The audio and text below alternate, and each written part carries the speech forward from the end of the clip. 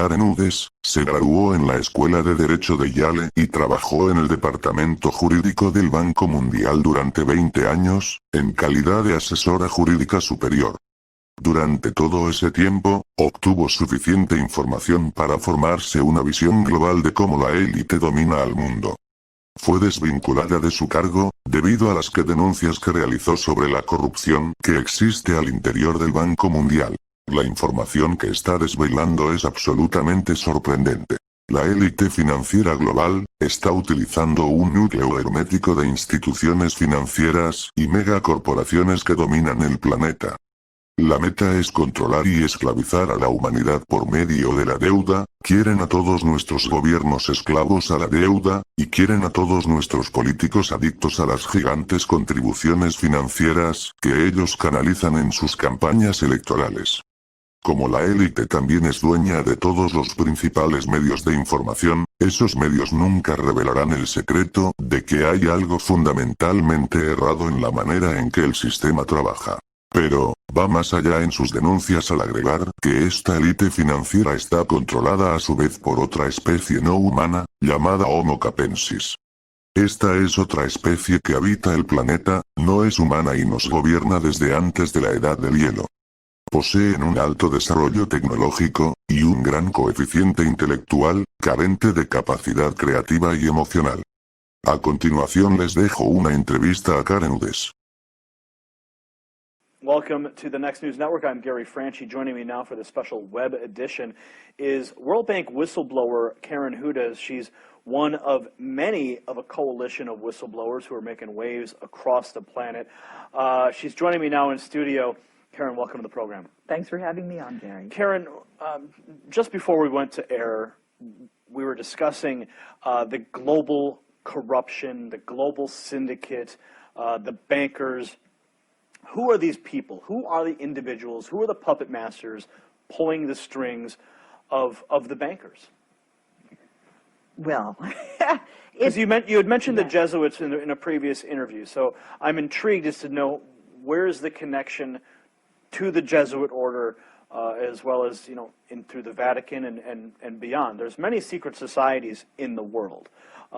Many people speak of the Illuminati and the Masonic orders, the Order of the Garter, many of these super elite organizations that operate in secrecy. So I know I've named a few already, but if you could help us elaborate on these points, who are the people pulling the strings? Well, do you remember when there were ghettos and you had something called a Judenrat that were the ones that would draw up the lists of the Jews that were going to get exported the next day? Do you remember how that system worked? Well, it was a little before my time, but history would dictate what happened in those ghettos. So elaborate. These were traitors to their people who were helping because they thought they were going to save themselves. That's maybe why they did that, but it doesn't matter what their motives were.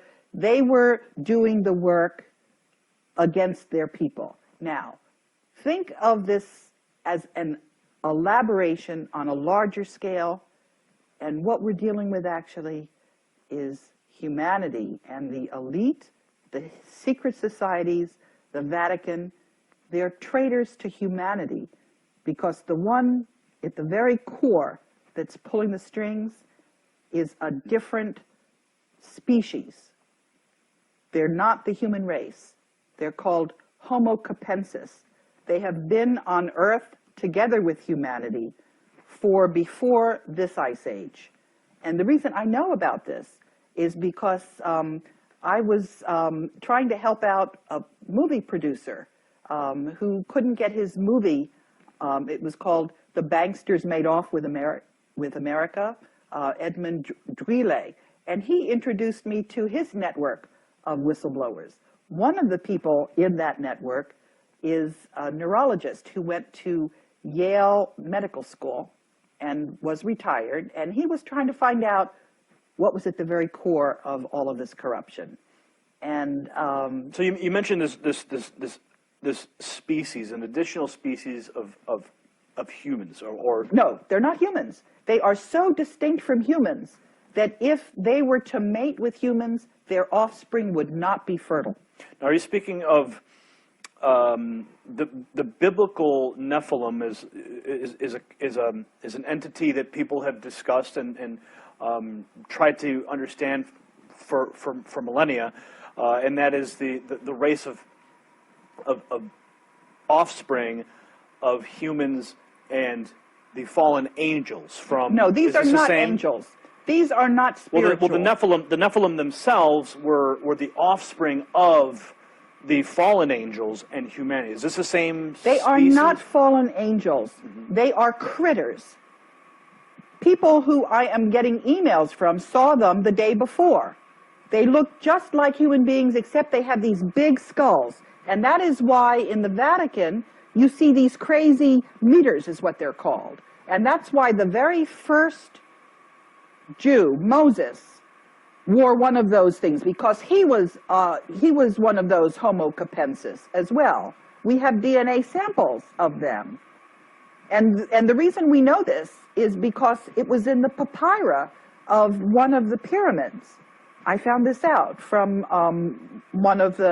from the internet. But what is really remarkable, actually, is that we have had so much evidence, and we haven't had any studies into it.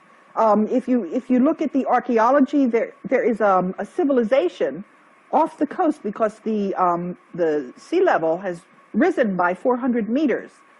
But what do we know about this ancient pre-Ice Age civilization? We do have a map that's left over from there, because it shows the coastline of Antarctica before the ice froze on it. And it's following that landmass perfectly.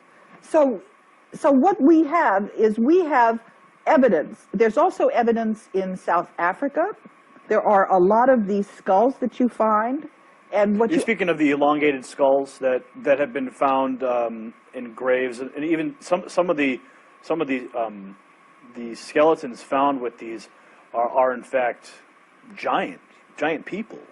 That is something different. No, I'm not talking about that. I am talking about a large skull. The elongated skull, the elongated cranium. Some are in Peru, some are elongated. But in other places, they're just round like pumpkins. And the individuals that were seen in Egypt, I've seen drawings of what their skulls looked like.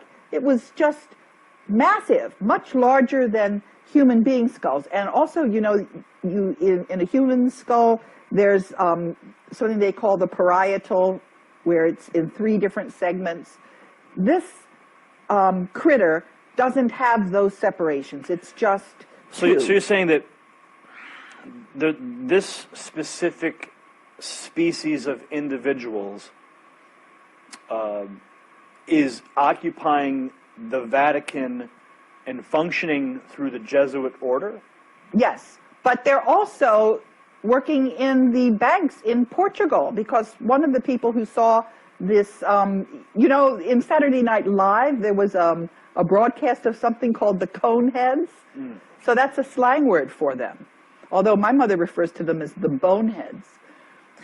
But they're alive and running around and doing all kinds of mischief. Now, some people might find the information that you're presenting right now to be completely, some people might say it's completely crazy. What do you say to those people who are watching this right now going, I don't believe a word of it? I would say you need to read the articles that Ed Spencer has sent me. You need to look at the skulls in the museums. You need to read the DNA studies. And you need also to think about what kind of motive the human beings might have for being traitors to their species. Why would they do this? Why would we have a banking system where all the money ends up going to the Vatican and people run around starving? Why would we have, for example, if you look at what the actual teachings of Jesus Christ were, as opposed to when you had translations and various things happened and got put in there. And as some of the whistleblowers have been discussing this, information, articles on Homo capensis have disappeared from the internet. They've been taken down. And other critics who I don't know why they're getting all the coverage they are, and they've been getting features in Wikipedia. Let me talk a little bit about Wikipedia. Sure, okay? sure. I had an experience with Wikipedia because I got involved in trying to edit the biography on Robert Zoellick, who was the World Bank president. And I was trying to explain to people that the United States had lost the gentleman's agreement, which you could demonstrate. You could see, I couldn't get that into Wikipedia. They were clearly being controlled by this group that that is controlling all the capital markets. So do you and think the that banks. do you think that these same people were preventing your Wikipedia edits? Yes, and what I'm trying to say is that this person who was attacking the information on Homo capensis had a big, long article featuring her on Wikipedia. So I know who Wikipedia is. I know whose interests Wikipedia serves. And when somebody who's just starting out gets a big write-up, I know what that really means.